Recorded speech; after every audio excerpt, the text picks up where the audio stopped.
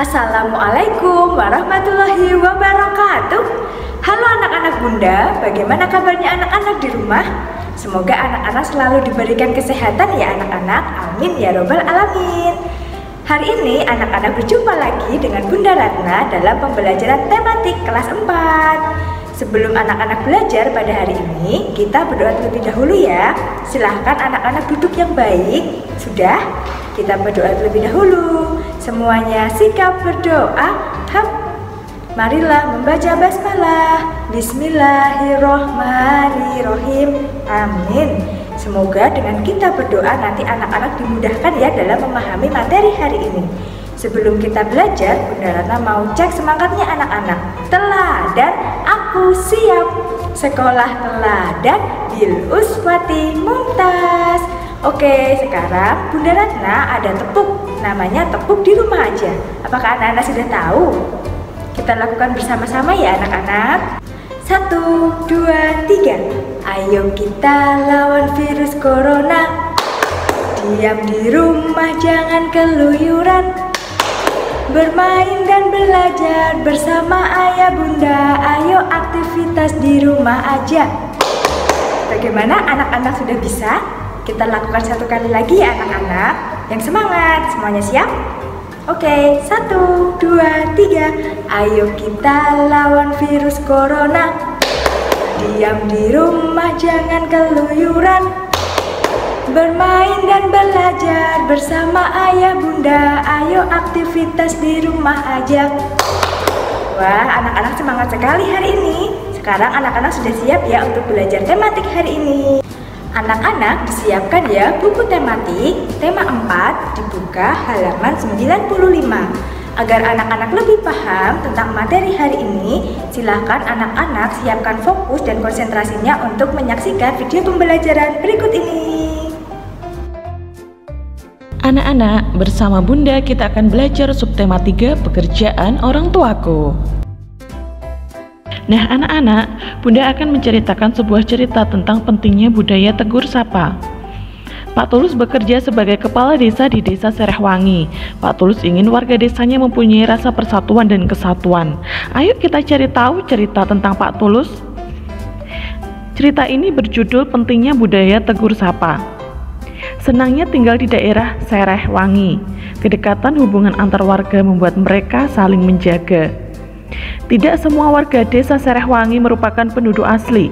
Sebagian warga merupakan pendatang. Mereka masuk ketika kampung ini dibuka sebagai wilayah transmigrasi. Walau demikian, perbedaan asal-usul tidak merenggangkan kedekatan mereka. Kedekatan antar warga dimulai dengan kebiasaan saling tegur sapa. Ketika berpapasan di lorong antar rumah, di jalan atau di pasar, tak pernah terlewat untuk saling menegur. Sekedar mengucapkan selamat pagi, selamat siang, selamat sore, sampai bertukar kabar atau berbincang sejenak. Semua saling mengenal, semua saling peduli. Di ujung jalan tinggal Nenek Ijah seorang diri. Ia penghuni tertua di sini. Walau begitu, ia masih mandiri melakukan kesibukan di rumahnya. Kadang ia terlihat menyapu pelan daun-daun di halaman rumah. Lain waktu ia duduk beristirahat di beranda. Pak Tulus, sang kepala desa, rajin menyapa Nenek Ijah. Pagi hari, sambil berangkat kerja ia kerap mampir untuk sekedar mengantarkan ubi atau singkong rebus. Sore hari ia lewat lagi seraya melambai pada Nenek Ijah yang duduk di beranda. Pada suatu hari, Pak Tulus tidak menjumpai Nenek Ijah di halamannya. Sore harinya, beranda rumah Nenek Ijah masih tetap sepi. Pak Tulus menyempatkan untuk singgah. Pak Tulus mengetuk pintu, tetap tidak dijawab. Pak Tulus membuka pintu dan melangkah masuk. Betapa terkejutnya beliau menjumpai Nenek Ijah terkulai lemas di depan ruang tengahnya. Diraba dahinya terasa agak hangat. Rupanya Nenek Ijah sedang sakit. Pak Tulus menyesal tidak menyempatkan mampir tadi pagi, namun belum terlambat. Pak Tulus mengajak beberapa warga membawa Nenek Ijah ke dokter terdekat. Pak Tulus mengatur jadwal agar warga bergantian menjaga Nenek Ijah sampai pulih. Tidak ada warga yang menolak, semua sukarela membantu. Mereka tahu kelak suatu ketika mereka dalam kesulitan pasti akan dibantu. Budaya tegur sapa menjadi perkat warga. Budaya tegur sapa membangun kepedulian terhadap sesama. Nah anak-anak, berdasarkan cerita tadi, apakah Pak Tulus sudah mengamalkan sila ketiga Pancasila? Ya, sila ketiga Pancasila mempunyai makna sebagai berikut. Yang pertama, negara kesatuan Republik Indonesia. Yang kedua, cinta damai dan persatuan. Dan yang ketiga adalah tidak mementingkan kepentingan diri sendiri. Pak Tulus sudah mengamalkan sila ketiga. Pak Tulus mengandalkan persatuan warga desa untuk secara bergantian menjaga Nenek Ijah. Hal ini menunjukkan bahwa betapa rekatnya persatuan warga desa Serehwangi. Nah anak-anak, dari cerita tadi juga bisa kita buat peta konsep. Yang pertama tentang judul. Judul dari cerita yang Bunda sampaikan tadi adalah tentang pentingnya budaya tegur sapa. Kemudian tokoh yang ada pada cerita tadi adalah yang pertama Pak Tulus dan yang kedua adalah Nenek Ijah. Yang ketiga, sifat-sifat tokoh.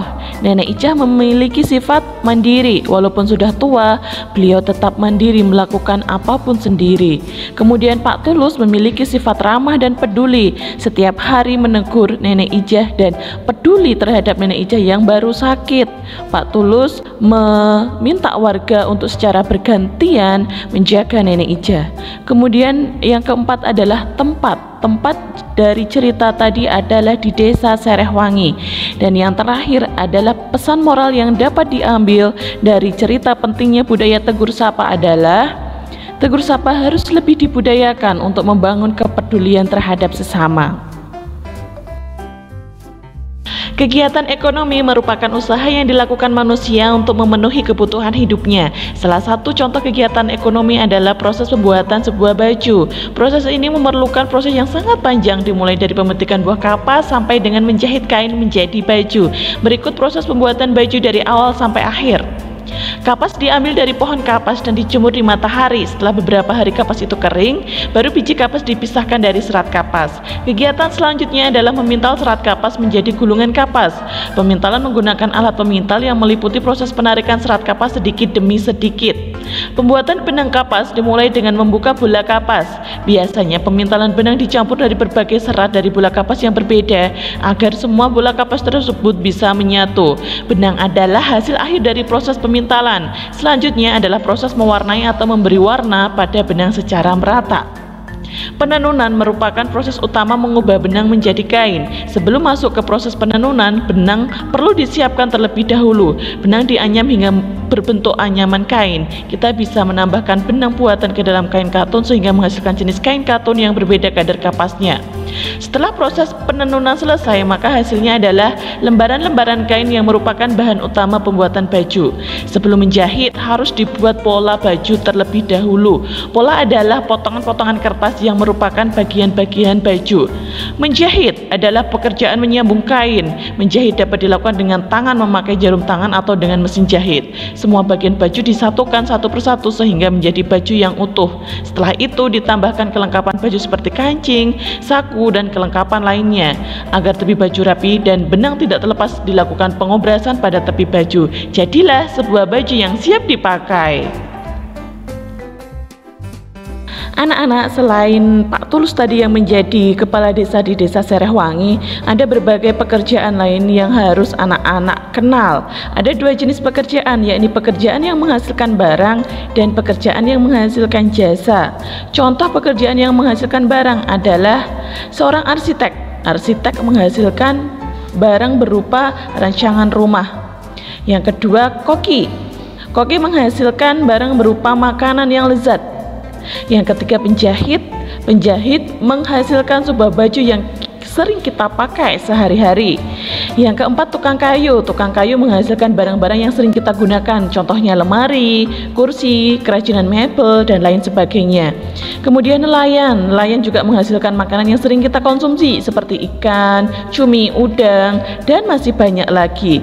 Masih banyak lagi pekerjaan yang menghasilkan barang anak-anak, dan tentunya anak-anak harus banyak lebih mengenal pekerjaan-pekerjaan tersebut. Jenis pekerjaan yang kedua adalah pekerjaan yang menghasilkan jasa. Contohnya apa? Contohnya adalah yang pertama sopir. Sopir ini memberikan pelayanan berupa mengendarai kendaraan. Jadi jika anak-anak ingin keluar kota atau bepergian jauh, anak-anak bisa menggunakan seorang sopir. Yang kedua, pengasuh. Pengasuh adalah orang yang mengasuh seorang anak. Dan yang ketiga, guru. Guru memberikan pelayanan berupa mengajar, membuat anak-anak menjadi pintar dan menjadi bisa. Kemudian yang keempat adalah kurir. Kurir ini mengantarkan barang, mengantarkan pesanan dari satu orang ke orang yang lain. Dan yang kelima adalah montir. Montir memberikan pelayanan berupa jasa untuk memperbaiki kendaraan. Nah, masih banyak pekerjaan lain yang juga menghasilkan jasa. Anak-anak kita harus bisa memberikan apresiasi terhadap karya seni yang dibuat oleh orang lain. Apresiasi itu apa? Apresiasi adalah sebuah penilaian terhadap suatu karya. Penilaian tersebut bisa berupa pendapat mengenai sebuah karya atau menjelaskan bagian mana yang anak-anak suka terhadap sebuah karya, atau memberikan saran terkait gambar atau karya yang bisa membuat karya tersebut menjadi lebih baik lagi di masa yang akan datang. Anak-anak kita sudah belajar tentang pentingnya budaya tegur sapa, pengamalan sila ketiga Pancasila, kemudian peta konsep yang berisi judul tokoh, sifat tokoh, tempat, dan pesan moral. Jenis-jenis pekerjaan, ada pekerjaan yang menghasilkan jasa dan ada pekerjaan yang menghasilkan barang. Dan yang terakhir, kita sudah belajar tentang apresiasi sebuah karya seni. Selanjutnya, anak-anak bisa mengerjakan kuis yang sudah Bunda sampaikan di website e-learning. Bunda tunggu hasilnya ya, kerjakan dengan teliti. Bunda yakin anak-anak pasti bisa, karena di teladan semua anak itu hebat. Bagaimana anak-anak belajarnya hari ini? Apakah anak-anak sudah paham? Bunda Ratna yakin anak-anak sudah paham ya dengan materi hari ini. Sebelum Bunda Ratna akhiri pembelajaran pada hari ini, Bunda Ratna berpesan kepada anak-anak, setelah anak-anak menyaksikan video pembelajaran, jangan lupa ya untuk mengerjakan kuis yang sudah Bunda sediakan di e-learning Sekolah Teladan. Bunda Ratna yakin anak-anak pasti bisa, karena di teladan semua anak itu hebat. Bunda Ratna akhiri pembelajaran pada hari ini dengan membaca hamdalah bersama-sama. Nahtatim bil hamdalah, alhamdulillah. Bunda Ratna akhiri, wassalamualaikum warahmatullahi wabarakatuh.